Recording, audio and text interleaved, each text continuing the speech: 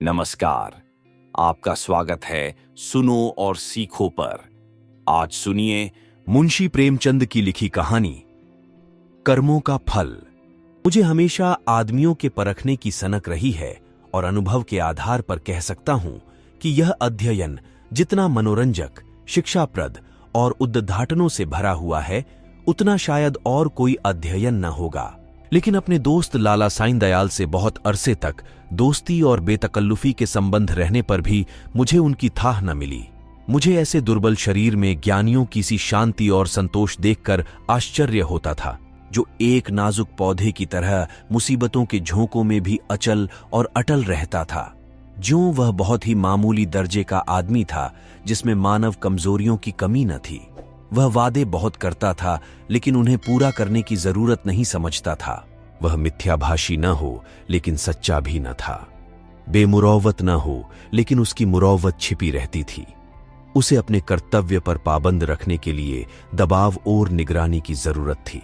किफायत शारी के उसूलों से बेखबर, मेहनत से जी चुराने वाला, उसूलों का कमजोर, एक ढीला ढाला मामूली आदमी था। लेकिन जब कोई मुसीबत सिर पर आ पड़ती तो उसके दिल में साहस और दृढ़ता की वह जबरदस्त ताकत पैदा हो जाती थी, जिसे शहीदों का गुण कह सकते हैं।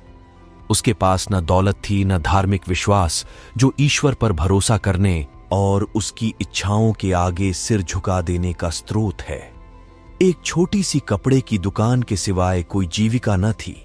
ऐसी हालतों में उसकी हिम्मत और दृढ़ता का स्वा कहों छिपा हुआ है, वहां तक मेरी अन्वेषण दृष्टि नहीं पहुंचती थी। बाप के मरते ही मुसीबतों ने उस पर छापा मारा। कुछ थोड़ा सा कर्ज विरासत में मिला, जिसमें बराबर बढ़ते रहने की आश्चर्यजनक शक्ति छिपी हुई थी। बेचारे ने अभी बरसी से छुटकारा नहीं पाया था कि महाजन ने नालिश की और अदालत के तिलिस्मी अहाते में पहुंचते ही यह छोटी सी हस्ती इस तरह फूली जिस तरह मशक फलती है। डिग्री हुई, जो कुछ जमा जथा थी, बर्तन भौड़े, हौंडी तवा, उसके गहरे पेट में समा गए। मकान भी न बचा। बेचारे मुसीबतों के मारे साईं दयाल का अब कहीं ठिकाना न था। कौड़ी कौड़ी को मुहताज, न कहीं घर न बार। कई कई दिन फाके से गुजर जाते। अपनी तो खैर उन्हें जरा भी फिक्र न थी, लेकिन बीवी थी, 2-3 बच्चे थे, उनके लिए तो कोई न कोई फिक्र करनी पड़ती थी। कुनबे का साथ और यह बेसरो सामानी बड़ा दर्दनाक दृश्य था। शहर से बाहर एक पेड़ की छांव में यह आदमी अपनी मुसीबत के दिन काट रहा था। सारे दिन बाजारों की खाक छानता। मैंने एक बार उस रेलवे स्टेशन पर देखा। उसके सिर पर एक भारी बोझ था। उसका नाजुक सुख सुविधा में पला हुआ शरीर पसीना पसीना हो रहा था। पैर मुश्किल से उठते थे। दम फूल रहा था, लेकिन चेहरे से मर्दाना हिम्मत और मजबूत इरादे की रोशनी टपकती थी। चेहरे से पूर्ण संतोष झलक रहा था। उसके चेहरे पर ऐसा इत्मीनान था कि जैसे यही उसका बाप दादों का पेशा है। मैं हैरत से उसका मुंह ताकता रह गया। दुख में हमदर्दी दिखलाने की हिम्मत न हुई।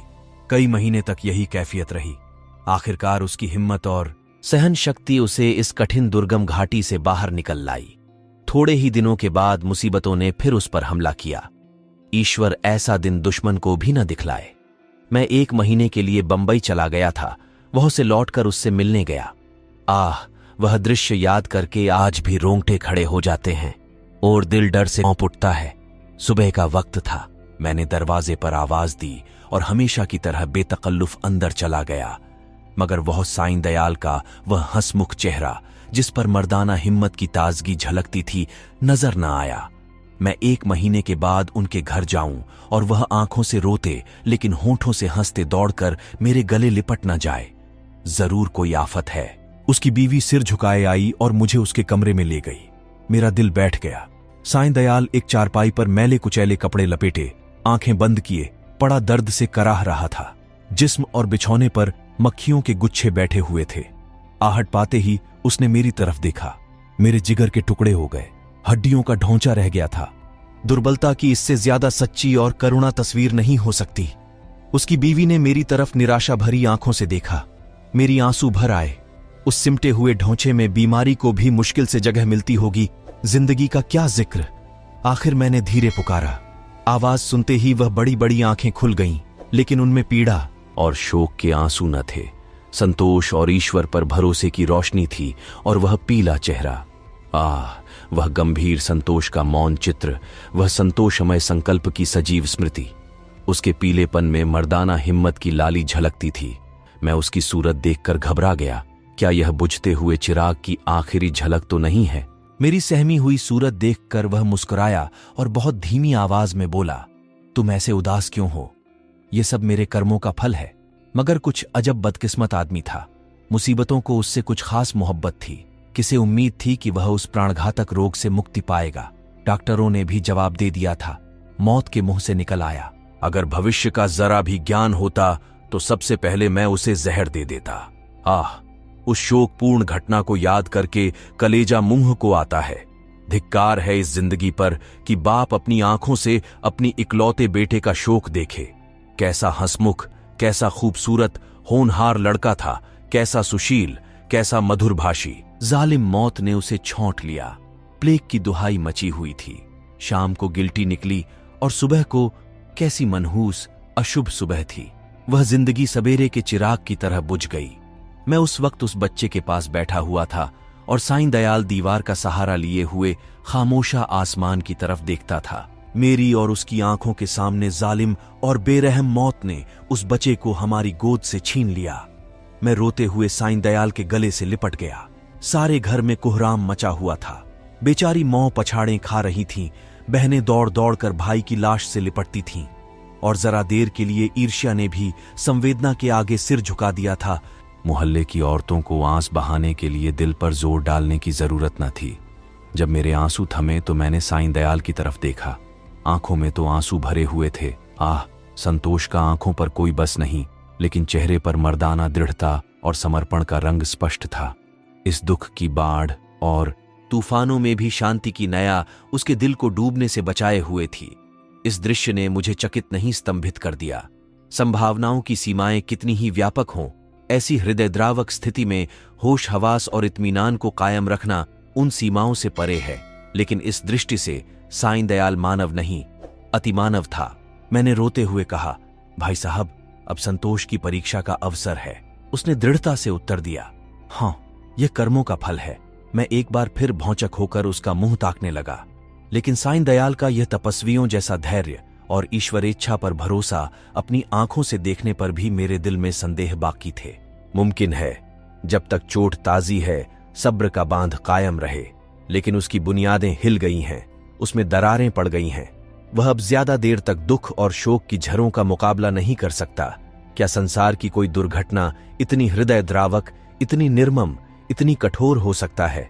संतोष और दृढ़ता और धैर्य और ईश्वर पर भरोसा, यह सब उस आंधी के समान घास फूस से ज्यादा नहीं।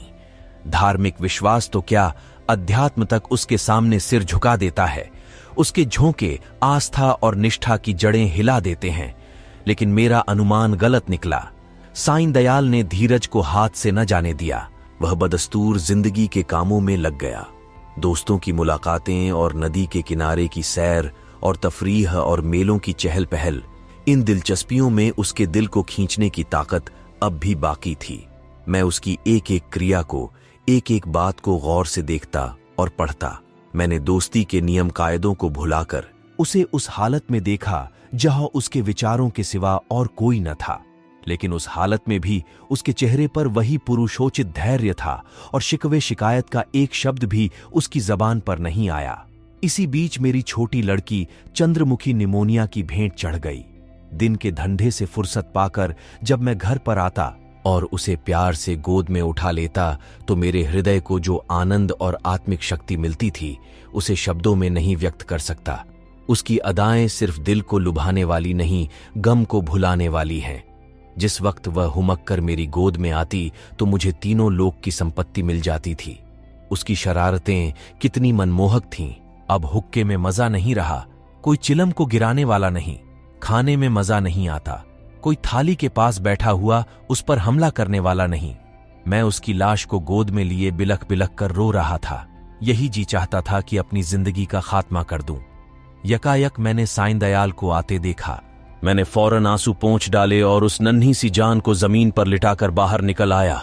उस धैर्य और संतोष के देवता ने मेरी तरफ संवेदनशील की आंखों से देखा और मेरे गले से लिपटकर रोने लगा। मैंने कभी उसे इस तरह चीखें मारकर रोते नहीं देखा। रोते रोते उसी हिचकियों बंध गईं, बेचैनी से बेसुध और बेहार हो गया।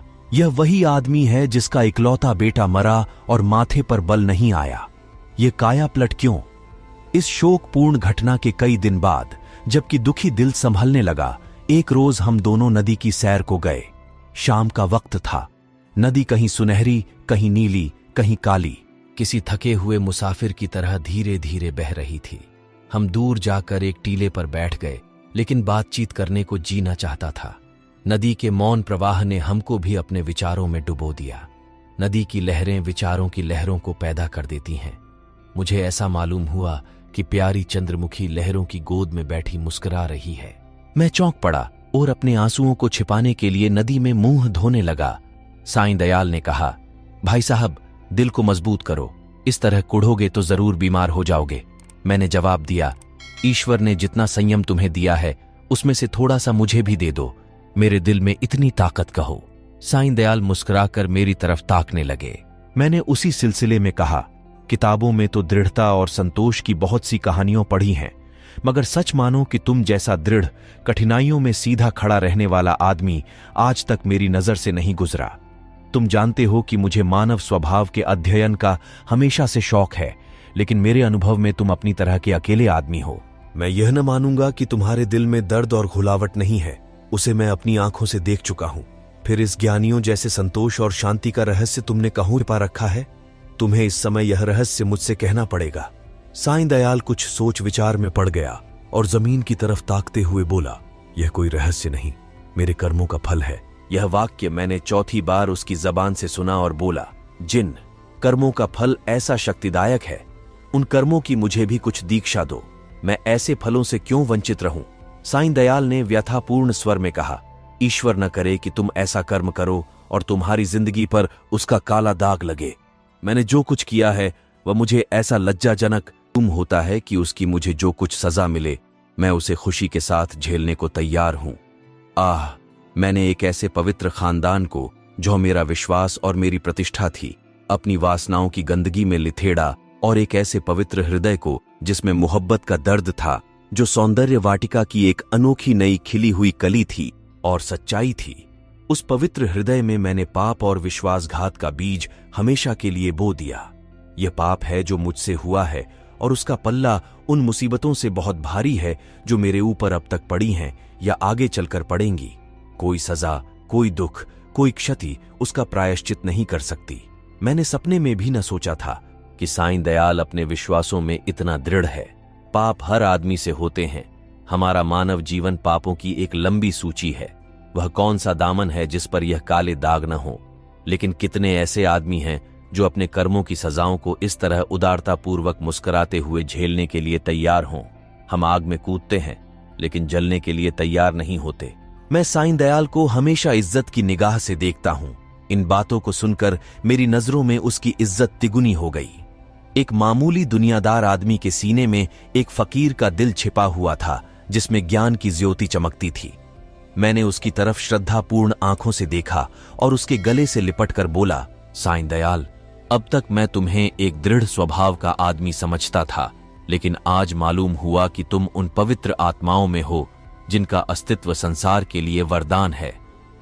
तुम ईश्वर के सच्चे भक्त हो और मैं तुम्हारे पैरों पर सिर झुकाता हूं।